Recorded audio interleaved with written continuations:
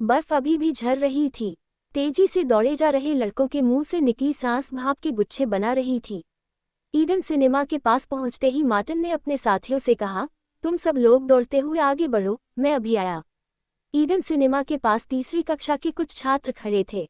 उन्हें सिनेमा देखना था। वे द्वार खुलने की प्रतीक्षा कर रहे थे। मार्टिन ने उन लोगों से कहा, हमें तुम लोगों की मदद की जरूरत है। फिल्म तो बाद में भी देखी जा सकती है, उससे भी पहले एक जरूरी काम है। माध्यमिक स्कूल के कुछ जानवरों ने रूडी क्राइचकाम को पकड़ रखा है। अब हम सबको उसे छुड़ाना है। उद्धरण चिन्ह। तो क्या हम तुम्हारे साथ चलें? टूबी नामक एक लड़के ने पूछा।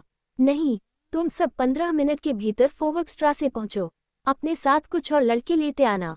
हाँ, टोपियां जेब में छिपाए रखना, नहीं तो उन लोगों को शक हो जाएगा। बिल्कुल ठीक, मार्टिन, टूबी ने कहा। देखो, इज्जत का सवाल है, हमें नीचा न देखना पड़े। मार्टिन ने उसे एक बार फिर चेताया। फिर वह दौड़ पड़ा। शीघ्र ही वह अपने अन्य साथियों से जा मिला। वे सब मुख्य सड़क के बजाय गली कूचों में होते हुए जा रहे थे। कारण, सड़क पर एक साथ इतने लड़कों को देखकर उनकी योजना का भंडाफोड़ हो सकता था। उनकी यह योजना अपने मित्र रूडी को छुड़ाने की थी।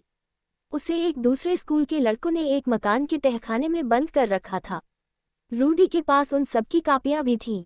उन्होंने ये भी पता लगा लिया था कि रूडी को कहाँ छिपा कर रखा गया है।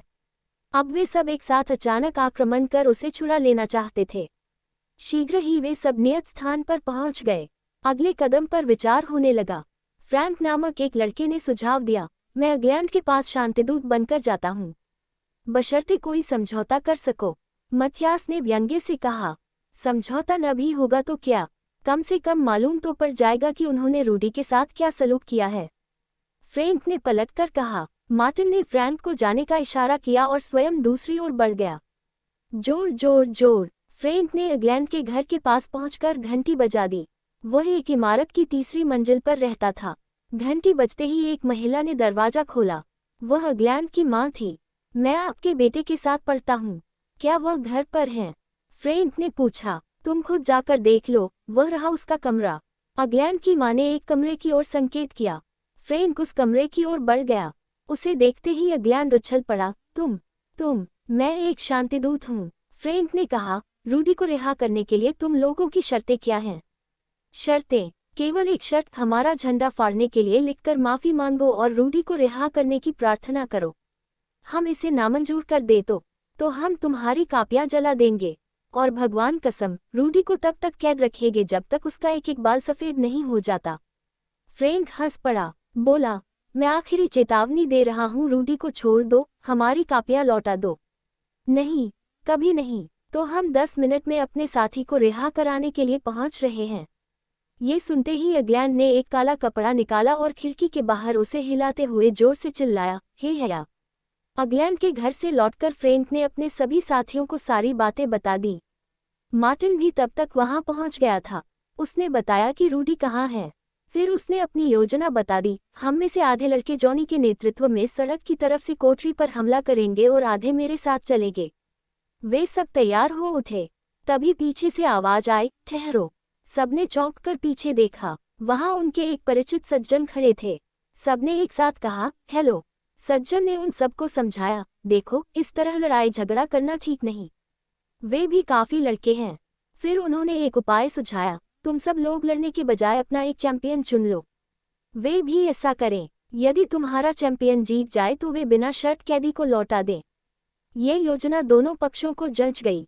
स्कूल के मैदान में दोनों पक्ष एकत्र हुए।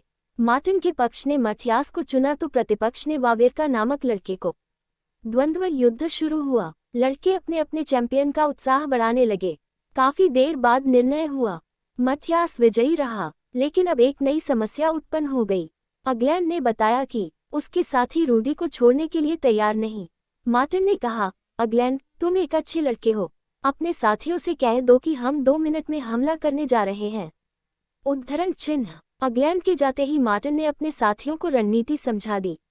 कुछ लड़के मैदान में प्रतिपक्ष को उलझाए रखेंगे और कुछ अग्लैंड के घर जाकर रूडी को छुड़ा लाएंगे। 2 मिनट बाद दोनों ओर से बर्फ के गोलों की बौछार शुरू हो गई। उधर मार्टिन कुछ साथियों के साथ अग्लैंड के घर जा पहुंचा। वहां रूडी की पहरेदारी करते हुए 2 लड़कों से निपटना उनके लिए आसान था।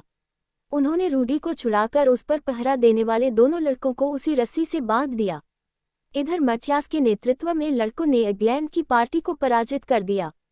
वे भाग खड़े हुए, केवल अगलैंड वहीं खड़ा रहा। थोड़ी देर बाद मार्टिन रूडी को साथ लिए मैदान में पहुंच गया। अगलैंड को देखते ही उसने कहा, अगलैंड के साथ हम सभ्यता के साथ पेश आएंगे।